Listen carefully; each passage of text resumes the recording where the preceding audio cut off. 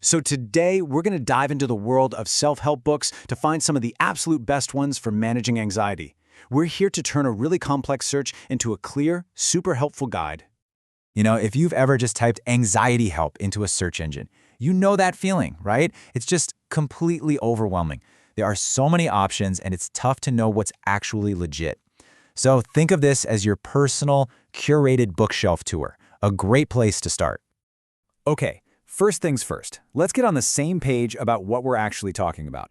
According to the National Institute of Mental Health, this isn't just about feeling stressed out for a moment. An anxiety disorder is more of a persistent thing, that feeling of fear or dread that just doesn't seem to go away and really starts to get in the way of your daily life. Right, so you've got thousands of books out there. How in the world did we narrow it down to this list? It's definitely not about picking the ones with the coolest covers. There's a real method to finding what actually works. Well, our source for this, Medical News Today, had a really smart system. They used a 4-step process. First, they looked for authors who know their stuff, licensed therapists or psychologists.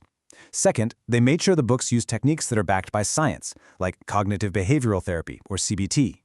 Third, they checked for genuinely positive reviews from real people. And finally, they made sure the content was inclusive and respectful to everyone. That way, every book we talk about is solid. Okay, let's get this bookshelf tour started. First up, we're going to look at books that really zero in on those powerful, science-backed techniques that you can start putting into practice right away. Look, if you're someone who likes a clear plan, this one's for you. Retrain Your Brain is basically a 7-week course that's all about changing your thought patterns, and it uses the proven principles of cognitive behavioral therapy to get you there. So, this really breaks down who this book is perfect for. It's an amazing entry point if you're new to CBT, super practical and way more affordable than therapy sessions. But if you're already a pro at these techniques, it might not be for you. It's also good to know it mixes advice for both anxiety and depression, which could be a plus or a minus, just depends on what you need. Okay, I've got to say I love a good metaphor, and this book has a fantastic one. It imagines those racing, anxious thoughts as a monkey mind that you just need to stop feeding. It uses a really cool mix of mindfulness and CBT to help you finally break that anxious cycle. It's pretty clear who this book is for and who it might not be for. People say it's super relatable and that the benefits really stick around for the long haul. But it's important to know it's geared more toward anxiety in specific situations, not necessarily for generalized anxiety disorder, or GAD, and that's a really key difference if you're dealing with that more constant, free-floating worry. Okay, for anyone who's ever just wondered what is actually going on in my brain when I feel anxious, this is your book. It totally pulls back the curtain on the science behind it all, explaining the 2 key parts of your brain that are in charge of fear and worry. The real magic of this book is how it takes all that complicated brain science and just makes it make sense. It's so good, even therapists recommend it. The only real heads up here is that it was published back in 2015, so, some of the info might be a little bit dated.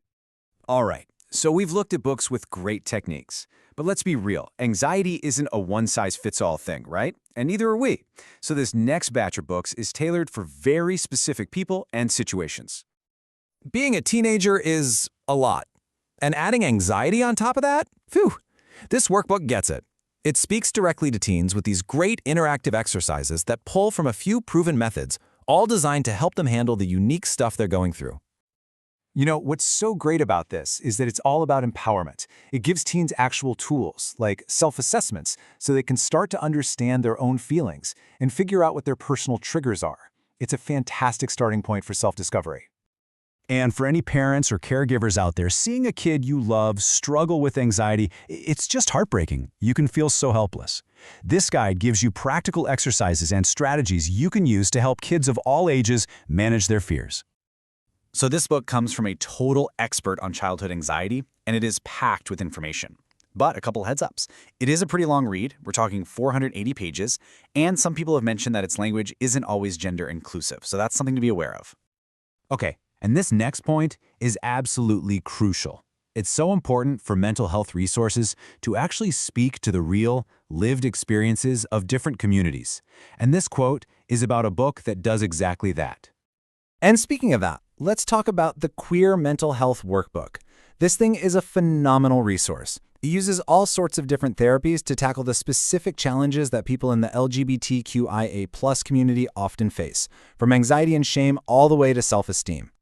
You know, the fact that this workbook is so specific is its biggest strength. It's written by a clinical psychologist who actually specializes in minority mental health, so the content is just deeply, deeply informed. Just two things to note. Our source points out that while the title uses queer as an inclusive term, some people might find it offensive, and also it is the priciest book on our list. Next up, we have a book that takes those proven CBT techniques and applies them specifically for autistic people, helping them navigate things like interpersonal difficulties, anxiety, and depression. I think one of the best things about this one is how it positively frames autistic traits. It's also super accessible. You don't even need a formal diagnosis for it to be helpful. The main things to keep in mind are that, yep, it's another one from 2015, and it's probably best suited for folks who have low support needs. Okay, we've talked about a lot of amazing books, but we need to have a serious chat for a second. Self-help books are incredible tools, for sure, but they are not a replacement for professional medical care. It's so important to recognize the signs that it's time to get help from a doctor or a therapist. So the National Institute of Mental Health lays out some pretty clear signs. If you're looking at this list and thinking, yeah, that sounds like me. If you're constantly on edge, if you can't concentrate, if anxiety is just getting in the way of your life, it is time to talk to a professional. They can really help. Look, at the end of the day, the biggest thing to remember is that you are not alone, and help is always available. A book can be an incredible first step on the path to feeling better, but it doesn't have to be the only one. And if you need immediate support, please remember you can call or text 988 anytime, day or night. So the only question left is, what will your first step be?